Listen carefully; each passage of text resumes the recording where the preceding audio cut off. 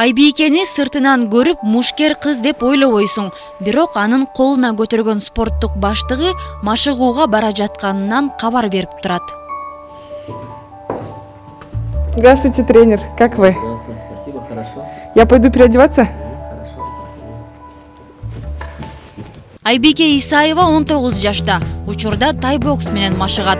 Мүнөзү жумшак бийкечтин спорттун бул түрүн тандап алуусу капысынан болгон эмес. Ал кичинесинен эле спортко жакын өскөн. Башында таэквондо менен машыгып келсе, бокс залына келгенине 3 жыл болгон. Моей школы, когда я училась еще в лицее, Мектепте окуп жүргөндө таэквондо боюнча тайпа ачылган. Өзүм спортко жакын болгондуктан дароо эле жазылдым. Берилүү менен машыгып жатканымды көргөн машыктыруучум менин дараметимди байкап, мага көбүрөөк убакыт бөлө баштады. Таэквондо менен 3 жыл машыккан соң каракурга ээ болдум. Андан соң спорттун башка түрү менен машыгып көрүүнү чечип, тай бокс залына келдим. Бул спорттун түрү меники экенин түшүндүм.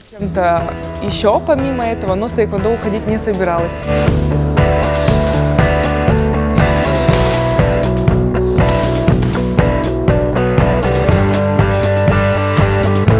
Айбике бул спортко келгенине аз убакыт болгонуна карабай чоң ийгиликтерди багынткан.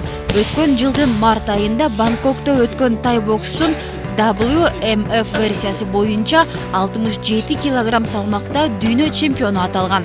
И выступить на чемпионате мира, где я уже и завоевала золото, это было... Жарым жыл машыгуудан соң 2018 жылы тай бокстун мекени болгон Таиландта өткөн чемпионатта биринчи алтын медалимди тагындым. Даярдык оңой болгон жок. Мушкерлер үчүн салмакты бир калыпта кароо керек. Моралдык жактан даяр болуу абдан маанилүү. Тренировки не только над техникой, но и это дыхание, это кардиотренировки. Жигиттерге таандык болгон бокс менен машыгуу кыздар үчүн оңой эмес деген каарманыбыз машыгуу залына келгенде өзүн суудагы балыктай сезерин айтат.